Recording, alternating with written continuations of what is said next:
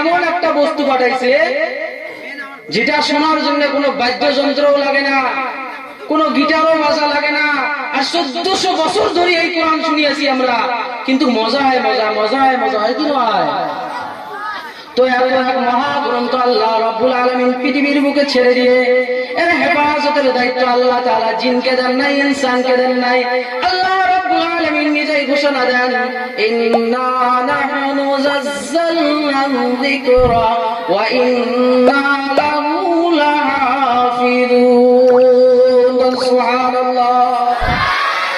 আল্লাহ রাব্বুল আলামিন বলেন, আমি যে তোমাদের কাছে আল কোরআন অবতীর্ণ করলাম, এই কোরআনের অবতীর্ণ করার পর এর জিম্মা কোন মানব জাতিকে দিলাম না, এর জিম্মা আমি কোন জিন জাতিকে দিলাম না। আল্লাহ রাব্বুল আলামিন ঘোষণা দেন, আমি মাওলা নিজেই এর হেফাজতের জিম্মা নিয়ে নিলাম। সুবহানাল্লাহ।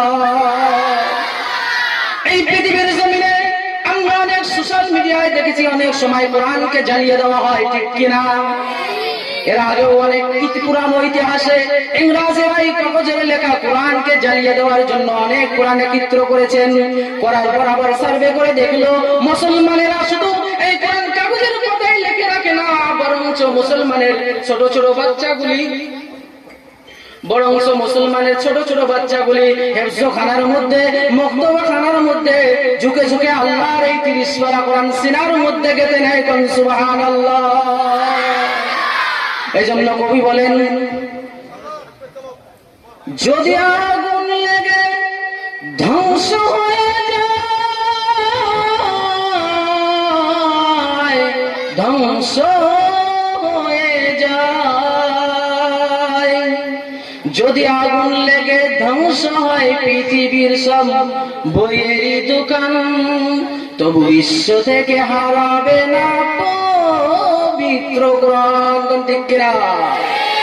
যদি আগুন লেগে বিশ্বের সব বইয়ের দোকান ধ্বংস হয়ে যায়, কোরআন ধ্বংস হবে না। কেননা এখন দুনিয়া লজিক চাইবে, দুনিয়া বলবে তোমার মুখের কথাই তো মানি না, এরা হুজুর মনে হয় বানিয়ে বললো, জ্বলিয়ে দিলে তো শেষ হয়ে যাবে। এখন লজিক দেখেন ভাইয়েরা, একটু ধ্যান দেন। কবি দ্বিতীয় লাইনে কি বলে, দ্বিতীয় ছন্দে কি বলে, কেমনে করবে কোরআন ধ্বংস আগুনের হইতে, কেমনে কোরআন ধ্বংস করবে ওই আগুনের হইতে, আছে বিশ্ব ভরা লক্ষ লক্ষ কোরআনের হবে। সুবহানাল্লাহ। আছে কিনা? তারা সাফি আসমানি গ্রন্থ, তারা সাফি আসমানি গ্রন্থ বাঁচাবে ইসলামের ঈমান, বিশ্ব থেকে হারাবে না পবিত্র কোরআন। ঠিক কিনা? হারিয়ে যাবে এই কোরআন।